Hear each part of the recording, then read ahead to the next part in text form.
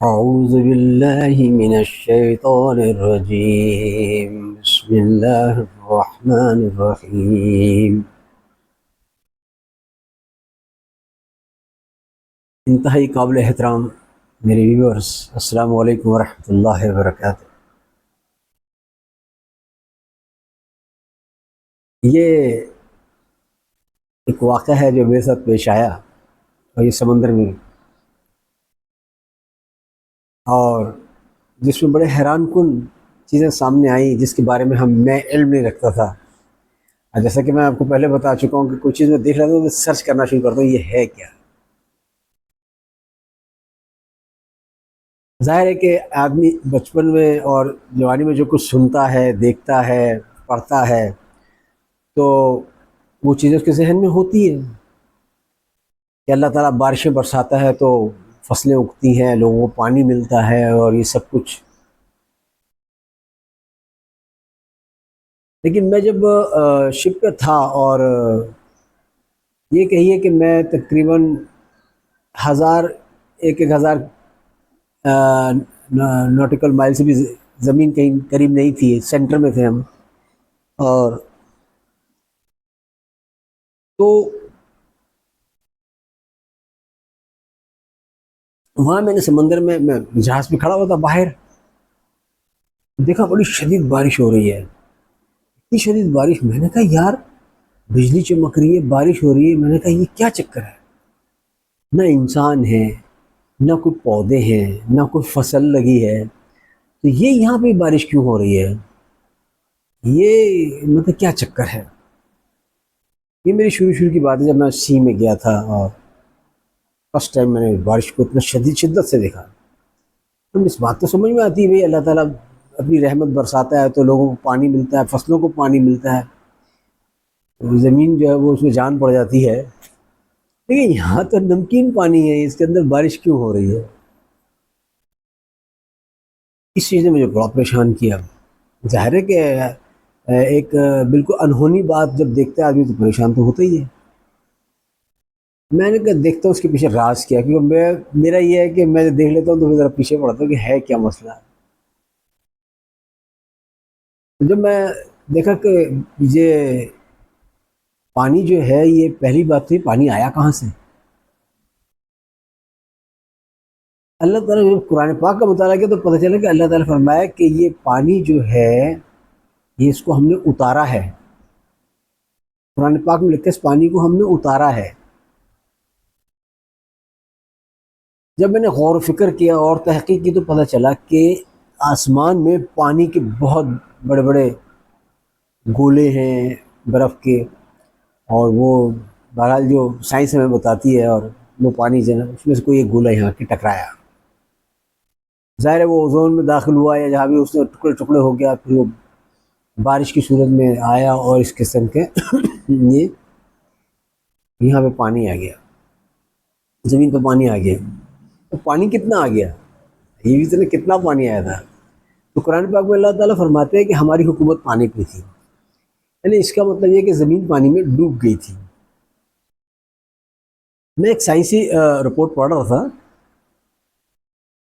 تو اس میں سائنسدانوں نے یہ بات میں نے پڑھا کہ جو ریسرچر ہیں جو سرچ کرتے ہیں، تلاش کرتے ہیں، ان کے ظاہر گروپس ہیں اور بڑی بڑی ٹیمیں ہیں، تو وہ سرچ کر رہے تھے کہ کوہ ہمالیہ پہ اور یہ بڑے بڑے پہاڑوں پہ۔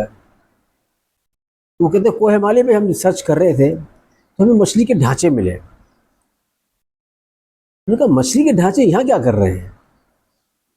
تو ان کا اب ہم اس پہ سرچ کریں گے کہ کہیں ایسا تو نہیں یہاں سمندر تھا، یا کیا، یا پہاڑوں میں مچھلی پہلے پہاڑوں پہ رہتی تھی؟ تو انہوں نے پھر یہی کہا کہ نہیں، سمندر تھا یہاں پر۔ یہ مچھلیوں کے ڈھانچوں کے اور بڑی بڑی مچھلیوں کے ڈھانچے، چھوٹی چھوٹی مچھلیوں کے ڈھانچے خشکی پہ تو ایسا کبھی نہیں ہوتا۔ تو پتہ چلا ان کی سرچ کے مطابق یہاں تک پانی تھا، مطلب یہ سائنس نے بھی سرچ کر کے بتایا ہے کہ وہاں یہاں تک پانی تھا پہلے۔ اور پھر دوسری بات یہ ہے کہ جب یہ پانی کو جب مینٹین کیا گیا تو نوح علیہ السلام کی جو کشتی ہے وہ ترکی کے شمال میں، یعنی ہزاروں میل دور سمندر سے، ہزاروں میل دور سمندر سے، پہاڑی کے اوپر پہاڑی کی ایک جگہ پہ یہاں پہ ایسے پڑی ہوئی ہے، مل گئی ہے وہ کشتی. انشاءاللہ اس کی پوری میں ایک شارٹ ویڈیو بناؤں گا اور وہ آپ کو بتاؤں گا کہ وہ کشتی کیسی ہے، کیا ہے، کیسے ہوا. اور وہ کشتی کوئی ایسا نہیں ہے کہ ایک دن بھی تو بارش ہوتی نا آپ کے 1 گھنٹہ 2 گھنٹہ 3 گھنٹہ 3 گھنٹے 4 گھنٹے بارش ہو جائے تو تباہی مچ جاتی ہے آپ کو پتہ ہے. تو چلے بارش ہوتی رہی، 1 مہینے تک ہوتی رہی، کتنا پانی جمع ہوگا، اور پھر پہاڑ ڈوب جائے گا اس کے اندر؟ نہیں، یہ پانی اوپر سے آیا تھا. اچھا مزے کی بات ہے، میں حیران ہو گیا جب حضرت علی رضی اللہ تعالیٰ عنہ کا قول میں نے پڑھا. تو حضرت علی رضی اللہ تعالیٰ کو اللہ تعالیٰ نے بڑی زبردست ذہن دیا تھا، بہت زبردست. یہ کہاں کی سوچتے تھے. ایک ان کی ان کے قول میں پڑھا تھا کہ جو نوح علیہ السلام کی قوم جس پانی میں سے ڈوبی تھی وہ زمین کا پانی نہیں تھا. اور یہ بالکل ایک حقیقت ہے کہ یہ پانی کا کوئی برف کا گولہ باہر سے آیا تھا جو اوپر سے ٹکرایا تھا، اور وہ اس سے وہ پانی جو ہے پھر وہ ٹکرانے کا پاش پاش ہو گیا، پھر جب وہ نیچے اترا تو وہ بارش کی شکل میں اترا اور اس سے یہ سیلاب برپا کیا جس کے اندر اتنا پانی تھا کہ سارے پہاڑ ڈوب گئے تھے. اور اسی وجہ سے نوح علیہ السلام کو اللہ تعالیٰ نے کہا تھا کہ اب اس زمین پہ یہ سب ڈوب جائے گی، یہاں کوئی جاندار نہیں بچے گا، لہٰذا تم ہر جاندار کا 2 جوڑے، ایک جوڑا جو ہے وہ رکھ لو اپنے پاس، ان کے لیے کھانے پینے کا سامان رکھ لو. تو وہ بھائی وہ جو جہاز ہے، وہ کشتی ہے جو ملی ہے، اس کا سائز ٹائٹینک جو جہاز ہے جو ڈوبا تھا اس سے ذرا سی چھوٹی ہے. کہ اتنا بڑا جہاز ہے پورا وہ. خیر وہ اس میں بات کریں گے انشاءاللہ تعالیٰ. یعنی اتنا جو یہ سرچ کرتا جا رہا تھا، میں دیکھتا جا رہا تھا قرآن کے مطابق، سائنس کے مطابق، میں تحقیق تو کروں مطلب کیا ہے کیا. پھر میں نے جب غور کرتا گیا تو بڑے حیران کن چیزیں سامنے آتی گئی کہ یہ پانی جو ہے یہ یہاں سے شفٹ ہو رہا ہے آہستہ آہستہ، یعنی سورج کی طرف، خلا کی طرف جا رہا ہے. ظاہر ہے پانی اڑتا ہے، وہ گیس ہے، وہ آہستہ آہستہ زمین سے جا رہا ہے اور یہ کم ہوتا جا رہا ہے، کم ہوتا جا رہا ہے، کم ہوتا جا رہا ہے. اگر آپ کلفٹن پہ گئے ہوں تو آپ دیکھ لیجئے کہ وہ پرانے زمانے کی 300-400 سال پرانی جو سیڑھیاں ہیں وہ تقریباً 1.5-2 فرلنگ پہلے ہی اتر رہی ہیں پانی میں. تو اس کا مطلب ہے کہ اس طرح دنیا میں ہر جگہ پہ ہے تو پانی وہاں تک تھا، لیکن پیچھے کھسکتا جا رہا ہے، کھسکتا جا رہا ہے کیونکہ کم ہو رہا ہے. اب یہ کب آیا پانی زمین پہ یہ تو نہیں پتا تھا. تو قرآن پاک میں اللہ تعالیٰ نے فرمایا کہ ہم نے پانی اتارا، اور اتنا اتارا کہ پوری زمین، یہ پورے پہاڑ وہاڑ سب ڈوبے ہوئے تھے، پورا گلوب پانی کا بن گیا تھا. اچھا اب ہوتا یہ ہے نا کہ جیسے ہمارے جو ٹینک ہوتا ہے پانی کا، گھر کے اوپر والا ٹینک، اسے پانی کم ہو جاتا ہم موٹر چلا کے بھر دیتے ہیں. تو چونکہ اللہ رب العالمین کا ایک پروگرام تھا تو وہ پانی جو ہے یہاں کم ہو گیا. جب پانی کم ہو گیا تو پھر اس نے اس کو مینٹین کیا. اب ہمیں یہ نہیں پتا کہ کتنی دفعہ اس کو دوبارہ اس کے لیول کو برابر کیا گیا ہے، لیکن ایک واقعہ ہمارے سامنے آتا ہے، وہ حضرت نوح علیہ السلام کا ہے. نوح علیہ السلام کے زمانے میں پھر وہی بارش ہوئی اور وہ پانی پھر اتنا آ گیا کہ پہاڑ اس میں ڈوب گئے، مطلب کچھ بھی نہیں بچا. اس کو پھر اللہ تعالیٰ نے مینٹین کر دیا آج سے کوئی 4000 سال پہلے. ایک یہ واقعے سے پتہ چلتا ہے کہ وہ پانی وہ زمین کا پانی نہیں تھا. دیکھیں اگر سمندر کا پانی ہوتا برستا تو سمندر کا پانی تو بہہ جاتا ہے، واپس سمندر میں چلا جاتا ہے. اب وہ تو کتنے دن تک نوح علیہ السلام کی کشتی جو تیرتی رہی ہے، تو اس کا مطلب پانی پوری زمین پر تھا. یہ میں نوح علیہ السلام کی کشتی کے بارے میں بات کروں گا انشاءاللہ کسی بھی پروگرام میں. تو یہ دوسری مینٹین کیا اللہ تعالیٰ نے. پھر آپ یہ دیکھیں کہ پانی، چونکہ ہم سمندر کے کنارے کیواڑی میں رہتے تھے تو ہم دیکھتے تھے پانی کو بھی اتنا چڑھ جاتا تھا کہ پانی کو دیکھ کے خوف آتا تھا، اور کبھی ایسا ہوتا تھا کہ مٹی نظر آتی تھی، پانی غائب ہو جاتا تھا. بھائی یہ کیا مسئلہ ہے؟ بھائی دیکھا تو پتہ چلا کہ وہ چاند کی کشش جو ہے وہ جب زمین کی کشش کو کمزور کر دیتی ہے، جہاں زمین کی کشش کمزور ہو جاتی ہے وہاں سے پانی اٹھنا شروع ہو جاتا ہے. تو اللہ تعالیٰ قرآن پاک میں فرماتے ہیں کہ ہم، اس کا مطلب یہ ہے کہ چاند جب قریب آتا ہے اس کی کشش زمین کی کشش کو کمزور کر دیتی ہے، کہ دونوں کی کشش تو ہے نا بھائی، تو پانی اٹھنا شروع ہو جاتا ہے. تو اللہ تعالیٰ قرآن پاک میں فرماتے ہیں کہ قرآن پاک میں فرماتے ہیں کہ ہم جب چاہیں سے غائب کر سکتے ہیں. تو میں یہ سوچتا ہوں کہ اگر زمین کے برابر یا زمین سے ذرا سا بڑا کوئی ستارہ زمین کے قریب سے گزر جائے تو پانی کو کھینچ کے لے جائے گا، 100% لے جائے گا. یہ پانی اتنی تیزی سے اٹھ جاتا ہے، یعنی آپ اس سے اندازہ لگائیں کہ 3-4 میٹر 3-4 میٹر پانی اٹھ جاتا ہے سمندر کا ایسے بھی، اور یہ دنیا میں ہر وقت ہوتا رہتا ہے، ہر وقت ہوتا رہتا ہے. یہ کیوں ہوتا ہے بھائی؟ اس میں تو پتہ چلا کہ یہ اللہ تعالیٰ زمین جو کونے خدروں میں پانی ہوتا ہے، جیسے کیماڑی میں پل کے نیچے سے پانی آتا ہے، بہت بڑا علاقہ، ہمارے لیے تو بہت بڑا ہے نا. تو اس طرح دنیا میں بے انتہا لاکھوں ایسے علاقے ہیں جہاں بھی پانی کونے خدروں میں چلا جاتا ہے. یہ پانی وہاں سے کھینچ کے نکال کے پورا خشک کر دیتا ہے، اوپر چاند کے ذریعے سے اس کو اٹھا لیتا ہے، اور پھر کیا کرتا ہے، یہ پانی جو سمندر میں روئیں چلتی ہوئیں، مطلب پانی بہتا ہے. اچھا، پانی دو طرح سے بہتا ہے، ایک شمال کی طرف جاتا ہے بہتا ہوا، اور زمین کے بیچ میں ایکویٹر پہ آ جاتا ہے، ایکویٹر سے پھر پلٹ کے واپس چلا جاتا ہے شمال. اور ایک نیچے سے آتا ہے، نیچے سے یعنی زمین دو حصوں میں نا، بیچ میں لائن ایکویٹر کی لائن ہے، تو اوپر کا پانی یوں گھوم کے چلا جاتا ہے، نیچے کا پانی یوں گھوم کے چلا جاتا ہے. بھائی یہ کیا مسئلہ ہے؟ تو پتہ چلا کہ اللہ رب العالمین پانی کو ایک دفعہ گرم کرتے ہیں، ایک دفعہ ٹھنڈا کرتے ہیں. ایکویٹر پہ گرم کر لیتے ہیں اور وہ برفانی علاقوں میں لے جا کے اس کو ٹھنڈا کر دیتے ہیں. تو پانی کو مسلسل ہلاتے رہنے سے اس میں جان رہتی ہے، اس میں لائف رہتی ہے، سڑتا نہیں ہے وہ. اور پھر ہوائیں چلتی ہیں تو پانی جو ہے نا پلٹتا ہے، بار بار پلٹتا ہے، بار بار پلٹتا ہے. تو وہ پتہ چلا کہ یہ اصل میں ہوا کی آکسیجن کو پانی مکس کر رہا ہے اپنے اندر، تاکہ نیچے جو جانور زندہ ہیں، اتنی خوبصورت ٹیکنالوجی اللہ تعالیٰ کی کہ جو جانور اندر ہیں ان کو آکسیجن ملتی رہے. اچھا، ہم جب جہاز پہ ہوتے تھے نا تو بوائلر کے پانی کو چیک کرتے تھے، کون سا کیمیکل کم ہو گیا، کون سا زیادہ ہو گیا، تو اس کو مینٹین کر کے رکھتے تھے، تاکہ مینٹین کر کے رکھتے تھے تاکہ زنگ نہ لگے یا اور کوئی پرابلم نہ آئے. کیونکہ وہ اسٹیم جب پائپ لائنوں میں جاتی ہے تو وہاں پہ بھی زنگ لگتا ہے، پورے سسٹم میں زنگ لگنا شروع ہو جاتا ہے یا ڈیمیج ہونا شروع ہو جاتے ہیں. تو اسی طرح اللہ رب العالمین جب دیکھتے ہیں کہ سمندر کے اندر فلانی جگہ آکسیجن کی کمی ہو گئی ہے، یعنی اس کے فرشتے سارے جو کام کر رہے ہیں نا وہ دیکھتے ہوں گے، ان کو پتہ چل جاتا ہے، تو وہ پھر ہوا سے، بارش سے جو پانی آتا ہے وہ آکسیجن لے کر آتا ہے مکس ہو کے، وہ آکسیجن پانی میں ملتی ہے.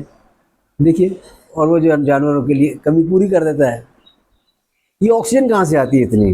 یہ درخت چھوڑتے ہیں، یعنی ہم جو سانس لے کے باہر نکالتے ہیں وہ کاربن ڈائی آکسائڈ ہے، جسے ہم گندی گیس کہتے ہیں. لیکن یہی گندی گیس درخت استعمال کر لیتے ہیں، اور وہ آکسیجن چھوڑتے ہیں جو ہمیں چاہیے ہوتی ہے آکسیجن. تو یہ سرکل وہاں چل رہا ہے، یعنی انسان سے پودوں میں، پودوں سے انسان میں. پھر وہی آکسیجن جو ہے وہ سمندر میں مکس کرتا ہے تاکہ نیچے مچھلی جو ہے نا وہ اس کو استعمال کریں، وہ زندہ رہیں. کیا خوبصورت نظام ہے اللہ رب العالمین کا. اب ہوتا یہ ہے کہ یہ پانی جو آکسیجن والا پانی ہے، اب یہ چل رہا ہے اور جا کے یہ وہ نارتھ مطلب انٹارکٹیکا میں سے ہوتا ہوا آتا ہے. اب یہاں پہ آپ ایک دیکھیں کتنی خوبصورت بات، زبردست بات ہے کہ اب بچپن میں ہمیں پڑھایا گیا، ہم جانتے بھی ہیں اس بات کو، ہم عام طور پہ ورک شاپس میں ادھر ادھر دیکھتے رہتے ہیں کہ جب اس کو لوہے کو، میٹل کو، کسی بھی چیز کو گرم کریں، پتھر کو، تو یہ پھیل جاتا ہے، گرم ہو کے پھیل جاتا ہے اور ٹھنڈا ہو کے سکڑ جاتا ہے. یہ اللہ کا قانون ہے، ان کے اوپر لاگو ہے کہ ان کو گرم کریں تو پھیل جاتی ہیں. جیسے ہمیں پڑھاتے تھے نا، ایک سوراخ میں سے وہ گولا گزارا، لیکن گرم کیا تو اس میں سے نہیں گزرا، تو ٹیچر کہتے تھے دیکھو یہ پھیل گیا ہے.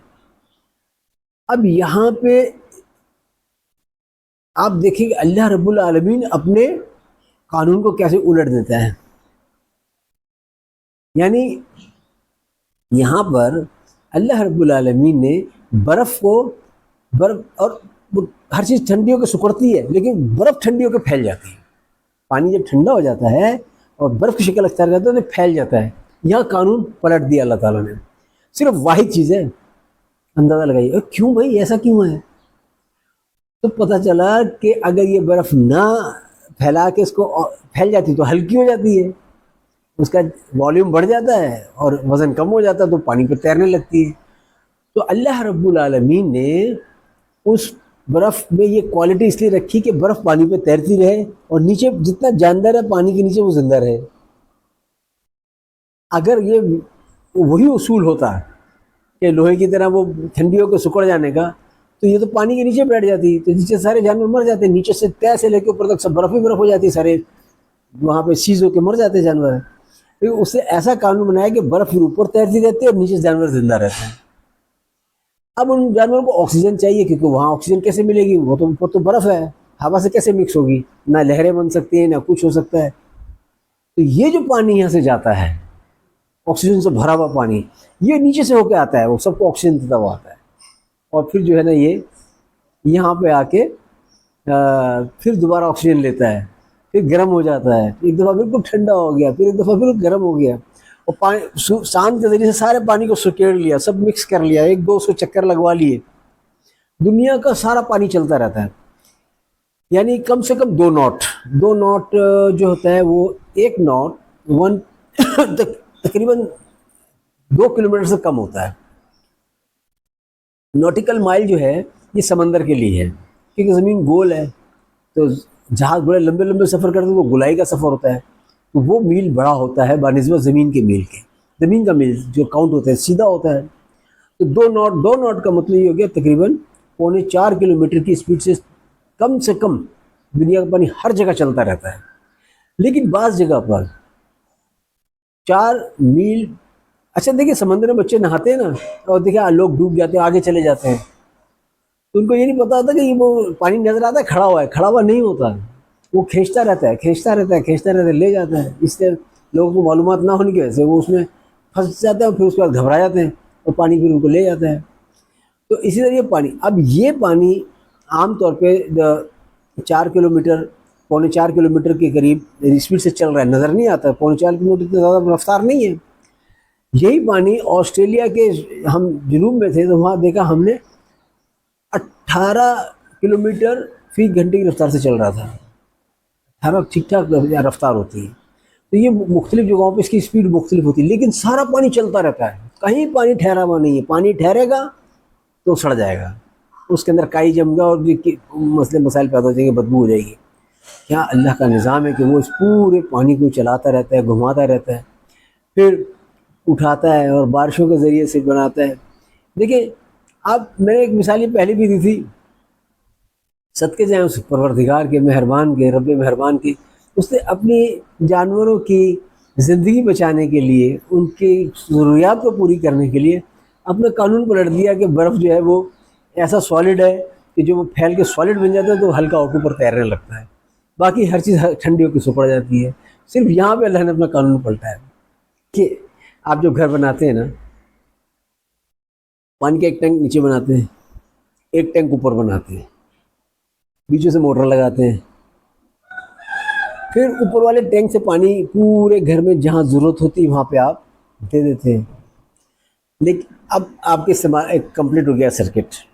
لیکن اب آپ نے اس جگہ پر پارک میں پانی دینا ہے, تو وہاں کی کوئی نل نہیں لگایا, تو پھر آپ ربر کے پائپ سے شاورنگ کرتے ہیں جا کے. آپ کا اور اللہ کا نظام کتنا ملتا جلتا ہے. آپ جس چیز میں دیکھ لیں, آپ کو نا قرآن پاک میں اللہ تعالیٰ فرماتے ہیں کہ ہم نے پہاڑ بنائے, زمین پہ بڑے پہاڑ بنائے. نہیں, پہاڑوں کے کئی مقاصد بیان کرتے ہیں. ایک طرف اشارہ کرتے ہیں کہ وہ جڑی بوٹی ہے جو آپ دوائیوں میں استعمال کرتے ہیں, اس کے لیے وہ موضوع چیزیں اگائیں, یعنی جڑی بوٹیاں. دوسری طرف وہ کہتے ہیں تاکہ زمین کو لے کے زمین کو بیلنس کیا ان پہاڑوں کے ذریعے سے. جیسے ہم کسی گاڑی جاتے ہیں نا, گاڑی کے ویل بیلنس کرانے کے لیے, تو آپ دیکھیں وہ ایک ویٹ لگا دیتا ہے گاڑی کے اوپر, چیک کرتا ہے پھر ویٹ, تاکہ وائبریشن کو کم کرے. اور اسی طرح سے جو چیزیں موو کرتی ہیں اس میں بیلنسنگ کی جاتی ہے. اللہ تعالیٰ قرآن پاک کو فرماتے ہیں کہ ہم نے یہ پہاڑ اس لیے زمین پہ لگائیں تاکہ اس کی گھومتی ہے زمین تو یہ بیلنس رہے. تو یہ بیلنسنگ ویٹ کا کام بھی کرتے ہیں. اور اسی طریقے سے یعنی آپ یہ اندازہ لگائیے کہ ہم لوگ غور و فکر نہیں کرتے. کرنا چاہیے اور ہم جو ہے دیکھتے ہیں، ورنہ قرآن پاک کی 6000 آیت میں سے 1000 آیت تو صرف سائنس کے اوپر ہے، یعنی اللہ تعالیٰ سائنس کو کتنی اہمیت دیتا ہے۔ اچھا ہمارے ایک دفعہ گروپ بیٹھا ہوا تھا انجینئرس کا، تو گپ شپ ہو رہی تھی، تو میں سائنس کے حوالے دے رہا تھا، تو کہہ رہے یار قرآن کہاں سائنس کہاں، آپ ہر بات کو قرآن سے کیوں ملا دیتے ہیں؟ میں نے کہا بھائی قرآن میں اور سائنس میں کوئی فرق نہیں ہے، قرآن بیلنس ہے دونوں۔ وہ کہتے ہیں یار یہ کیا بات ہوئی قرآن کا درجات، میں نے کہا درجات کیوں ہے اس کے بلند؟ اس لیے کہ وہ اللہ نے نازل کیا، تو سائنس کس نے بنائی ہے؟ اللہ نے بنائی ہے۔ نہ سائنس غلط ہو سکتی ہے، نہ قرآن غلط ہو سکتا ہے، دونوں اللہ کے ہیں، اللہ نے ان کی بات خود بنایا ان کو۔ ہاں یہ سائنسدان غلطی کر تو وہ اس کھاتے میں نہ ڈالیں آپ، سائنس میں کوئی غلطی نہیں، آپ کا دل اگر جس جگہ لگایا اللہ تعالیٰ نے وہ سائنس کے حساب سے بالکل پرفیکٹ لگایا ہے، آپ کا دماغ جیسے بنایا ہے اللہ تعالیٰ نے بالکل پرفیکٹ بنایا ہے سائنس کے حساب سے۔ اب اس کی تحقیق میں اگر سائنسدان غلطی کرتا ہے تو اس کو سائنس کے کھاتے میں نہ ڈالیں، یہ سائنس اللہ نے بنائی ہے، اللہ نے اتاری ہے، یہ قرآن اللہ نے بنایا ہے، اللہ نے اتارا ہے، اللہ سائنس ہوئی ہے، اسی لیے اللہ تعالیٰ نے 6000 آدمی 1000 تو سائنس کے حوالے دیے ہوئے ہیں۔ تو کہنے کا مقصد ہمیں جو ہے اس کو سائنٹیفک انداز میں ہم جو قرآن پاک کو سمجھیں گے تو ہم اس کو زیادہ بہتر انداز میں سمجھ سکتے ہیں۔ پانی جو ہے وہ چونکہ لائف ہے، تو اللہ رب العالمین نے اس کا اتنا زبردست سسٹم بنایا ہے۔ تو یہاں میں نے پھر مجھے سمجھ میں آیا کہ اللہ رب العالمین یہاں پہ جو آکسیجن کی کمی ہے وہ جانوروں کے لیے پوری کرتا ہے، اور وہ پورے ایک سسٹم سے اس کا نظام چل رہا ہے، ہر ایک کو سہولت مل رہی ہے اور لائف مل رہی ہے۔ وآخر دعوانا الحمد للہ رب العالمین۔